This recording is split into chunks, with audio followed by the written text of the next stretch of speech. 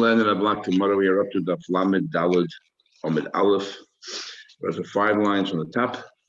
We're talking about the Arabis. And we said that according to Abba Shol, Arve Nachal, Arve is plural. Arve is 2 because one mitzvah, the lulav, and one mitzvah is to go around the Mizbeach or Shana Rabbah. And the other one says that Arve Nachal teacher doesn't have to necessarily be near the water, it could be anywhere. Even though Rashi says it's better to have near the water. Better to have near the water. Tesis over here says he doesn't understand because since we use different arve for different drushes, and it seems that every drush is mutually exclusive, especially later on we'll see some other opinions as to what the arve is. And since we use the arve to teach it, for example, you need 2. And therefore says Tesis, there's no longer a pasuk to tell us that you can use arabas that are not next to the water. So he passes that the only arabas that one can use are ones next to the water. And even halachos are dealing to use arabas that grow next to the water. Anyway, I'm not sure whether with the arabas from Tzfas where exactly there's water in Tzfas. Okay. Fair enough. Tell about we learned. Arve Nachal Hagedelis Al Hanachal. Arve Nachal, those water, things that grow next to water. Prat. The exception is Letzafzefa. Hagedela Ben Har. Tzafzefa is a species of arabas that are not kosher, and they grow among between the mountain, in the mountains. How do we know Tzafzefa is possible?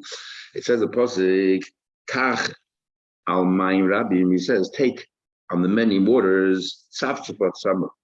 I'm giving you arabas, and you instead turned the Nabi reprimanding these and chastising these, and said instead you turned it into a tzaftzafat. So you see that tzaftzafat is a lower class or is a deterioration of what araba is. Says how you know but maybe he's trying to tell you what's considered araba that grow on the many waters, and that is tzaftzafat. That's on the contrary. Tzaftzafat is a good one.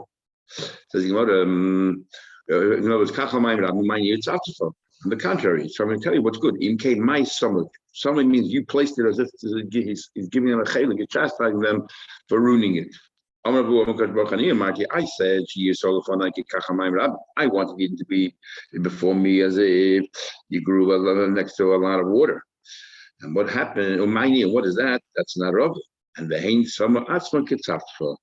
And instead you behave that you turn yourself into a tzaftzfa shebahadim that grows on the mountains. So therefore we see that it's a lower class. Ika de masna. So arava became a term of endearment. Even though arava represents those Eden that have no milas whatsoever, yet the Episha says arava is a term of endearment that I wanted you to perform me like an arava. And you decided to behave like a tzaftzafah. Other people look at this passage is actually a comment on the Brayso. Kachamim Rabbi tzaftzafah. Some of Maskil Avzeda asked the Dilma Perushga Mefarish. Maybe the passage is explaining what's Almayim Rabbi. Kachamim Rabbi. What is that tzaftzafah? I want you to be like a tzaftzafah. I want to be a tzaftzafah. It came nice somebody. Somebody means you place yourself as if you did something wrong. I'm going to go over the Marty. She's so funny. I've been wanting to be before me like a Araba. My new Araba, the Hain Samatzman, Ketzaftzah. And they made themselves, but like a tzaftzah in the mountains. Very interesting. Telltale signs to know what's a kosher Araba. Eza Araba, Eza tzaftzah. How can you distinguish between the two? Araba, there are 3 signs. First of all, that its stem is red, number 1. Number 2, number 2 is that the leaves are elongated. And number 3, upia chalak. And the third thing is that it's smooth. All around the leaf it's smooth. It doesn't have any teeth. Tzaftzafah, and on the other hand, what's a tzaftzafah? In all 3 respects is different. Its stem is white, the other shalat agol, and its leaves are round. Upia daimel. And it's not smooth. Instead, it is like a sickle. It has teeth. Ask the Gemara, sickle is possible, but Tanya learned elsewhere, Daimel Mago kosher, that rubber is similar to a mago, has some teeth. It is kosher still. Daimel Masa possible, similar to a saw. That's when we say that it's possible. Says the Gemara, Ki Tanya, he bechil for Gila. What we learned over there that the chilfa, the chilfa gila from Arava, from Gila, that is the one that is possible. And what's the difference between a sickle or a saw? A sickle has teeth and they all go in one direction, as Ash explains, back towards the handle. The saw has teeth going vertical, straight up, and then has some teeth going back to the handle and some teeth going forward. And that is no good. So having only a little bit of teeth in one direction towards the front is all right. Or by Shmamra, from here we see the high chilfa gila kosher hashayna. This hashayna from gila is kosher. Arav from gila is kosher hashayna. So why not? The amount I would have thought the same we had before, because it has an additional name. It's called Arava from Gila. Lain is kasher. Maybe you cannot use it. It's not just Tam Arava. It's not Arava from Gila. So that's still all right. So what we mochanami takazay. Arvei nochal amarachman mekomok. It says Arvei nochal mekomok in all instances. The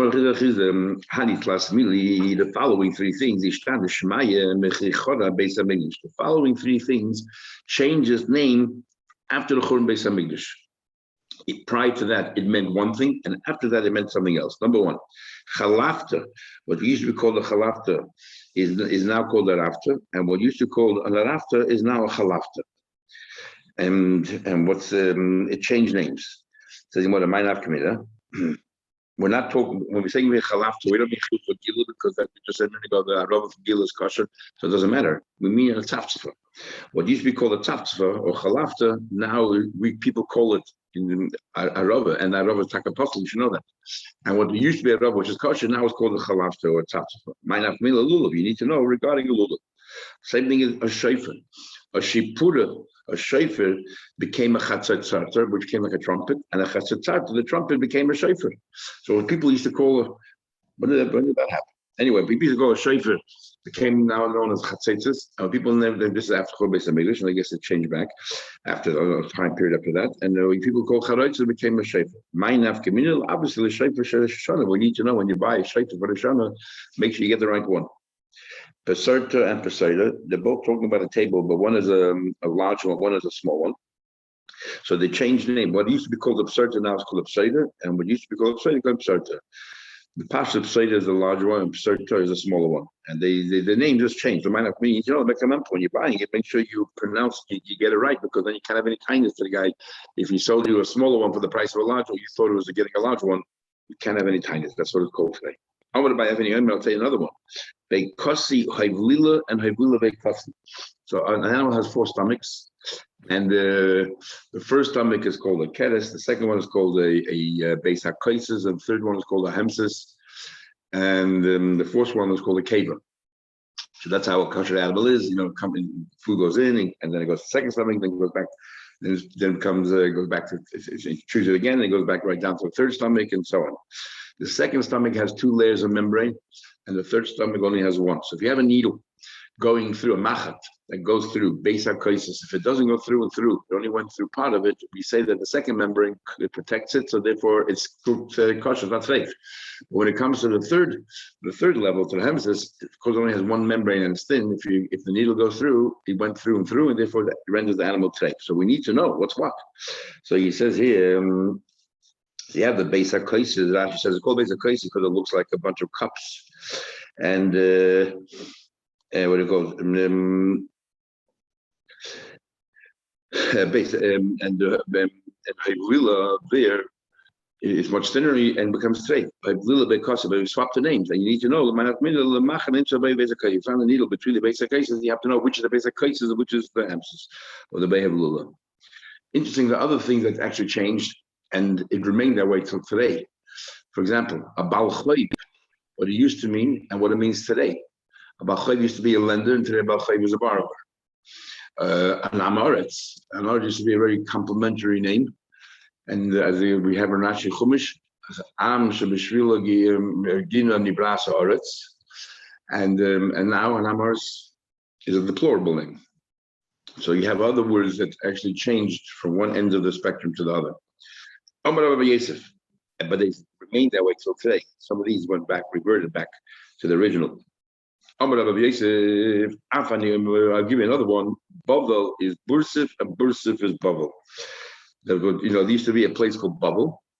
There was a place right outside of Bavel called Bursif, and the names have changed. After Churban Beis the name changed. The Mainaf Kamina, what's the difference? What the name is? Bavel. We have to know the geography. What it says, the Nafkamina is the Nosha Ilagita Nosha. We're going to have us have to get in the beginning that certain places when the Shliach brings a get, they have to say before that he's like an Eidechod, and he says, I saw it being written and I saw it being signed. But certain places you don't have to. We explained that from Mitzvah you don't have to. We have Rabbi, why you have to say it? Is it because people don't know the laws of Lishma? We want to make sure it's written correctly. And or we don't want the husband to come complain later it was written Lishma. So this way we've established that it is. And the second thing is that maybe the Eidim are not available if somebody comes along, the husband comes along and says it's fraudulent, we need to recall the Eidim, who said they'll be readily available. So therefore, this person, especially the Kana, that this person is believed when he says that I saw the signatures. But in Israel, coming from Israel, you don't have to, because in Israel, everyone knows the laws of Lishma. Plus, people are constantly traveling to Israel from people are constantly traveling to Israel, so therefore they'll be familiar with the signatures. We're not worried, and we'll say that Bubble has the same laws. Bubble also, they're all scholars, so they're King Lishma, and they're also constantly traveling to and fro to Israel to yeshivas, and therefore people are aware of different signatures. But in Bursif, which is outside of Bubble, the people they were ordinary people, weren't scholars, and all the people generally travel there. So it's important for us to know when we say that these people brought the get from Bubble, whether it's Bursif or whether it's Bubble. Next Mishnah, Shmuel says, you need Shloisha Hadassim, we need 3 Hadassim, and we need 2 Aravas, and you need 1 Lulav and 1 Esek. That's what you need, which is what we do today. And we already had a whole discussion if you want to increase the numbers and that. We went through all the different opinions. The Pal Halacha, we say Hadassim, you're allowed to because of Noye, but the other ones you shouldn't. And some people say even Hadassim should not. Even though before we said that by Hadas, if it's Katum, it's a problem. But Rabbi Shmuel says if 2 out of the 3, since you have 3 Hadassim, if 2 out of the 3, what do you call this Katum is chopped off on top, it's still kosher, which seems to contradict themselves. Why one? What's the chilika? If you need them not to be Katum, then all 3 should be Katum. If Katum is not a problem, then none of the 3. In the previous missionaries we had, that by a Hadas, if the top is chopped off, it passes the Hadas, and it seems Rabbi Shmuel is arguing to some extent, as the Gemara will explain what Rabbi Shmuel's final opinion is. As we'll see, he changed his mind. Rabbi Tarfon says, all 3 can be chopped off on top. In fact, the halacha is like Rabbi Tarfon, so they're all kosher if they're chopped off, not like the previous Mishnah. And the reason for that, for the most shame, and the reason for that is because we say it's still hadar, because the leaves, it's so covered with leaves, the leaves cover over the tip as well. Rabbi Kiva says, I disagree. One hadas and a single arav. Says in Mauritania, the Bryce, Bishmullah says 3 hadar. It says of course 3 hadar. That's echad 1. Kapas to Morim again is echad only 1. Anaf 8 others. Anaf 8 others makes it 3 because anaf is 1, 8 is 1, and others is 1. Taish already asked. We used enough 8 others previously for what's the definition of a myrtle, that the leaves cover the entire length of the twig. It remains the question how you can, and 8 others means it has to be braided. There is a question how you can learn 2 things from it. And then Taish asks a question. So, but why don't we do the same thing? 3 8 other. 3 is 1, 8 is 2, and others. If you have 3 is right. So he says because we use it for another drasha, 3 8 other, that has to be the time of the 8 periods to be the same. We don't use another drasha. So cases follow the shita that if you use one drasha, you cannot learn another drasha. So that's how we know Esek is only 1. But therefore, he remains the question: Anaf 8 others. How can you learn 3 from there? This is Rabbi Shmuel. Maybe the other one is another Tana. This is Rabbi Shmuel here. Sorry? This is Rabbi Shmuel saying this here. Yeah. I said. So the other one that we learned, might not be, maybe another Tana. So they learn differently, maybe. But pre-8 hadar was okay. We'll see later. What do you call it? But even then, hadar we need for the mitzvah of hadar. So how can you learn 3? Hadar we need for the mitzvah of Hadar as well. And anyway, Tesh's answers Lepoil, we have another drasha. We don't have. Tesh's answer, a good answer by Esther. Pri is Hadar, therefore using for another drasha. You don't have one essay. Our problem is anafes others. The definition of a hadas. That's our problem. Okay. Then the Gemara continues. Okay. Arbe Nachstein, but Stein 2, and to mean even Arbe Nachstein, but Filishnein to me and then he says, regarding the hadas, even 2 are cut and 1 isn't. Like Amish, a tarfus has shloisha 3, but Filish all 3 can be chopped off. The Kiva says, shame to rule that of Ezekiel, Kach hadas ever of I would have thought, Yehei Esig Imoen Baguda Achas. I would have thought that you can have the Esig together, where you should have the Esig together in your hand with the lulav and the hadas harav should all be in your hand together. So he says, where's it? Sorry, just a little place. I would have thought the Chinaim creates hadas. Yeah, so I would have thought that we needed to tell you that all 3 of them should all be together in your hand at the same time. Therefore, we say, Chinema. If you look at the pasuk, it says, "L'kachlachem pri eitz hadar," a nice fruit, and then kapris marim, and then it says, regarding the what do you call it? The other one that says pri eitz and arvei nachal. So there's no vav when it comes to the kapas following the pri eitz hadar. There's no vav there, but there is a vav regarding the other 2. The chinema pri eitz hadar, kappas marim, the same pri eitz hadar, and the kappas marim. All it says is kapas. It says kapas tomorrow, which means the pri eitz hadar separate, kapas tomorrow is separate, and then after kapas tomorrow, which is the lulav, then it says v'anaf eitzavis, the hadas, v'arvei nachal, and the arava. So those 3 have to be bound together. That estig is not included. Or b'nayin shema'akta says, how do you know that if you're missing any of the 4 apostle, then you're not engaged in the mitzvah?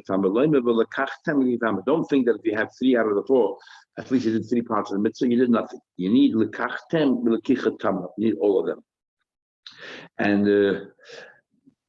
so Rabbi Shmuel, now we don't understand Rabbi Shmuel's opinion. Rabbi Shmuel says that 2 out of 3 are cut off, it's all right. Rabbi Shmuel, Monash. We don't understand. If the thing is that ketum is no good, that you need it to be whole, should be chopped off the top, then all 3 should be non-ketumas. And if you don't use shleim, then even if none of them are whole, should be all right. Rabbi Shmuel changes mind. What do you mean change his mind? He meant to say is that you're right. I don't need 3. All I need is 1. He changes his mind. He's not saying 3 adasim. At the end, when he says that 1 should be on, it shouldn't be what do you call chopped off on top, is because he changed his mind and decided that 1 is good enough. You don't need, like a kibbutz, you don't need 3 hadasim anymore. That's why he changed his mind. Or others literally try to change his mind that about the particular part. We're not, says the Gemara. Now we just said a minute ago that we would have thought they all should be bound. That you have to have all 4. So the big machlekes are showing him the din is that if you take zeh chazeh, because we hold you don't have to bind them. If you take one after another, you are still yaitze. If you take a lulav and a hadas and the rubber, you're still yaitze. But the question is, what happened at the time when you took it? You didn't know that you had the other few minim, and is that good enough? But the point you did have them at the end of the day. Are you yaitze? Or nachman? Do you have to be able to see the other minim when you take these? And only then are you yaitze, even though you're taking one after another. Based on this, isn't there an union of hefsek if it's later in the day? Because it's only one bracha on all the minim. True, but the bracha is not ma'akev at all, and we only masak in one bracha, and the bracha was on the ikar mitzvah, just like we have by sukkah. You make a bracha once a day later, eating, and you put everything else you do in the sukkah, even though it's a long time later. Because the bracha chachila, when they made the takana, they said only on eating in the sukkah. The bracha chachila was only made on the lulav. But other Shmuel to me, how do you know he passed for Tarfon? Because Shmuel is consistent with his view. Shmuel Hanu, he told these people, these merchants in Bezavna also were selling Hadassah. He said to them, Ashu Uzvini, he said, you better lower your prices and make the price normal. For the Eloi, if you're not going to make the price normal, we're charging a fortune for Hadassah. I'm going to pass you like Rab Tarfon, that even the Chatchila, you can go ahead and only use one Hadas. You guys, or you can use 3 Hadassim with and the chapter on top. Who cares? So now, my time. Why did he threaten them? Rab Tarfon? If he just stopped throwing out threats, not that the halacha is like Rab Tarfon, just throwing out threats. So what would have been a better threat? Wouldn't have been a better threat if he would have said to them, "I'm going to pass like Rabbi Akiva. All you need is one Hadas." Then they lose 66% of their business overnight. Why didn't he? If he stopped banning threats around, he should have said that. You know why he didn't say that? Because he doesn't pass like Rabbi Akiva. He passes like a Tarfon, so therefore he wouldn't say less than 3. But he said it doesn't have to be perfect. It doesn't matter if it's chopped up on top, and then the price will come right down because that was an abundant supply of those kind of hadassim. The leaders, if you start threatening them, let them dash like Rabbi Akiva, they make a trade. That's even more mekel. So the Gemara answers, that's not raya. That isn't a raya. That's a horaya. Because maybe the price of 3 hadassim, because it's so much more available, if they're chopped off the top, so more available is less than the price of 1 hadas that has to be complete. And therefore, he was stopped throwing threats around. And he thought the best threat would be, okay, we're talking 3 hadassim, but they're worthless, like our tarfons. So the no raya from here, even though we're saying Shmuel holds like our tarfon, but from this story, you can't bring a raya. Mora says no raya, why not? It could be that Tlosa Kutumish Chiche Chad Velekot Moshe says the Mishnah. Esek Agozl, a stolen Esek, the Hayavish, a dry one again. So a certain dinim overlap. Every single one of the minim have the same dinim, but each one has new dinim as well. A stolen Esek, a Yavish, one that's dry. Possible it is possible. Shel Ashayla Veshel Yadaracha from the Savoy Dizor is also possible. Shall Orlo, now by Esek it says Lakachtem Lechem, it has to be something that is, as we've seen, it has to be Ro Lachila, or it has to have value. If it's Orlo, if it grown a tree for the first 3 years, since it's also Bahano, it has no, that's not also, it's not edible, so it's not Lakachtem Lochem, it's also Bahano. So Shall Orlo is possible, Shall Truma Tameya, again, it's not edible if it's Esek from Truma that is tummy, nobody can eat it, Tameh is possible. Shall Truma Tahida, what about if it's Truma Tahida? I don't want you to take it, but we've not took kosher. If you didn't take it, it's all right. If you took it, it's all right because it's edible for coinage. So why should you take it? Because the lulav generally they're kept in water. And if you bring the esrog, close to the lulav when you make the nuyim, so then the esrog might become now muchshel lekabel tumah, because now the esrog will become wet, will become ready, susceptible to tumah, and we don't want you to put the esrog in such a situation that it becomes susceptible to tumah. Okay, the im not but if you did kosher, shall demai is if you buy from Amoritz, and we don't know what the situation is. So if it's demai, Beishamai says possible. Beishamai says possible. Beisil machshir. We'll see later why Beisil says it's kosher. Shall Maisa Sheni, which you bring with you to the Shalayim. So if you're in your Shalayim, you should not take it. But the not so kosher, if you took it, it's kosher. Why is it kosher? Because you can eat it in your Shalayim. But the Rashi holds outside the Shalayim, you cannot use it at all because it has to be lechem. Others say even outside the Shalayim, it's called lechem because you can always bring it with you to your Shalayim. And that's enough to make it lechem. Now we're going to talk about the lulim, the esig itself. What about also chazozi if it has, let's say, boils on the esig, al rubai, if on the majority of the esig it is possible. What about nitla pitmosai? If the esig had a pitum, so on top of the esig comes out, you have the little stalk there, that's the pitum, and on top of that you have a flat head, which is called the shashamta, the rose. So if the pitum is missing, or if as the Rishonim say here, if the esek didn't have a pitum, because a lot of tzoragim, the pitum falls off as it's growing, that's not a problem. But if it had a pitum, and then it fell off, it ruins the esek. And same thing is, niklet, if you peeled the esek, nisdik, if the esek was cracked, nikir, if there's a puncture, v'chasa kosher, according to Rashi, it's one case. Nikir v'chasa kosher, you punctured, and part of the esek was missing. Puzzle, it is puzzle. Also, chazos is al miyutai. What happens if you have boils, but only it's on part of the esrog and not al oitzai? What happens if the oikets, which is the other end, the stem that's attached to the tree, if that was taken off, nikiv v'loichas, or what about there was a puncture but nothing is missing from the esrog, kosher, all these are kosher. Esrog hakushi, a black esrog. Raja, they come from Ethiopia. There's not only the people there are dark, but they're striking they are very, very dark. Puzzle, it is also puzzle. The hayorik, what happens is instead of being yellow, it's karsi, it's green. We had this report in the Gemara already. May and Machshameh says kosher, but Rabbi Yehuda says it is puzzle. And the Gemara wanted to say that maybe they're arguing in Hadar, or maybe they're arguing that it's not really, ready. Sheer esek cotton. What is the minimum size of a small esek? The mayor says egg the size of a nut. Rabbi Yehuda kebeya the size of an egg. Again, they're arguing about whether it's mature enough, ripe enough. Uve godul, how is there a maximum? Kadeshi yechish nine bigoday. Rabbi Yehuda, you can hold two a strength in your hand. Remember, if you put in the wrong hand, the left and the right, and therefore you should have to swap it. And if you swap your arms, you don't drop it, so you have to hold both in one hand. And that'd be the lulav and the esrog. Rabbi Yossi says, I feel even one and two hands is good enough. So what we learned. It says pre-8 hadar. It says pre-8 hadar shetam eitza yipidi yeshava. What does it mean pre? How do we know an esrog is an esrog? So the Shayim already say we always knew what an esrog was, but where do you see it in the Torah? We want to see how the Torah's definition of a tree, a fruit of a tree that's nice. How does that in any way describe an esrog?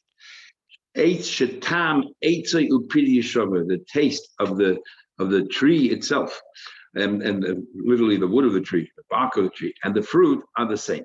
But that is actually very difficult to understand exactly what that means. Some say it means the sap that runs through the tree and the esrog have a similar taste. But the Kappas tomorrow says a beautiful thing.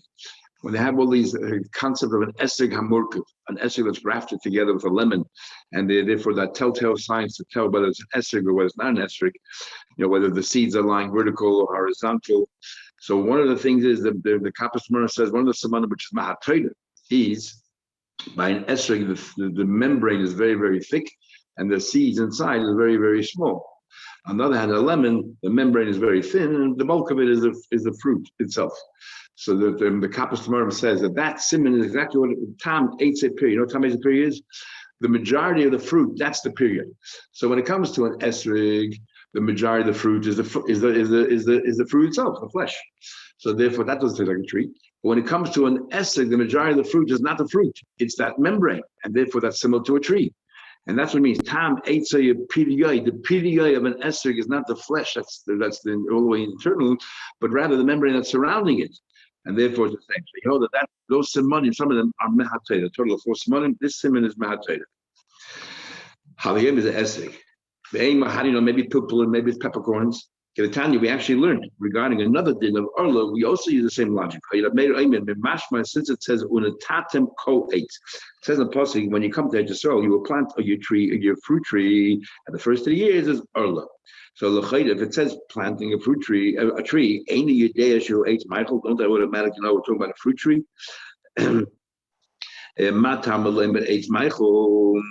Why you have to tell me? Because the very fact that pasuk says the first 3 years you cannot eat it, so obviously we're talking about that fruit there. So what do you have to tell? You have to spell out eight Michael. Eight Michael, eight shetam, eight pidi shabbat to tell you that the taste of the fruit and the thing are the same. What it says the pupil is peppercorn. So the pupil is also chai ba'arla. The peppercorn is a chai ba'arla. Rashi says because it's a low tree, you would have thought that's considered more like a vegetable. No, it's still a tree. Taisa said, I don't see what the height of a tree has to do with it's a vegetable or not. But that's how Rashi learns. And then he concludes, and trying to tell you that there's nothing lacking in Eretz Yisrael. It says, we're talking about when you arrive in Eretz Yisrael, so obviously we're talking about things that are going to grow in Eretz Yisrael, and there's nothing missing. Peppercorns also grow in Eretz Yisrael. Remember, it says, nothing is missing in Eretz Yisrael. So the Gemara says, so how do you know we're talking about an essay? Maybe you have to take peppercorns, and it'll be a lot cheaper. Says it's impossible to take peppercorns for the esek. Heichi never. What should we do?